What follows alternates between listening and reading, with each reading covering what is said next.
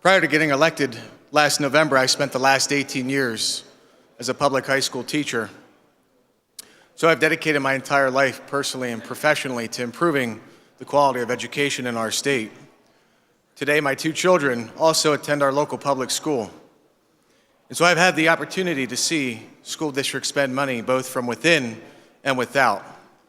And in far too many cases, these school districts have spending that is out of control. And so, Mr. Speaker, today, I rise in support of Senate Bill 330, which will allow local voters and property taxpayers to have a greater say if their school property taxes must increase above the rate of inflation. Most, if not all of us, elected last November believe wholeheartedly in allowing school districts to have local control. And with local control, there must come local accountability.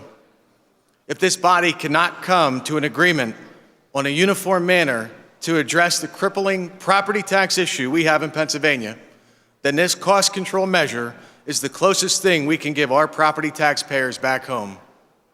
You see, Mr. Speaker, if school districts want to build Taj Mahal buildings with immaculate upgrades, where architects receive larger payments based on the cost of the project, then property taxpayers should have the opportunity to be educated on the size, scope, cost, and financial impact of such projects. If school districts want to put in million-dollar AstroTurf fields and it will cause property taxes to rise yet again, then voters should have a say at the ballot box. If school districts want to engage in discretionary spending to build $5 million swimming pools on the backs of taxpayers, voters and property taxpayers have earned the right to have their say. It will help prevent economically unsustainable contracts and cause local school boards to carefully and closely evaluate every dollar they spend.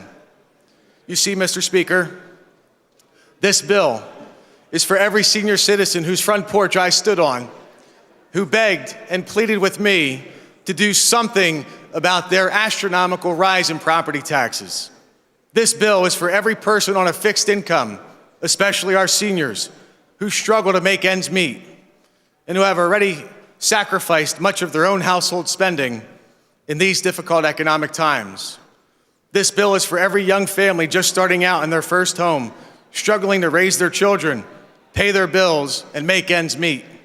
And this bill is for every homeowner and property taxpayer who has had enough of their property taxes increasing and having no say in the matter. Mr. Speaker, I wholeheartedly support this bill and encourage my colleagues to do the same. Thank you.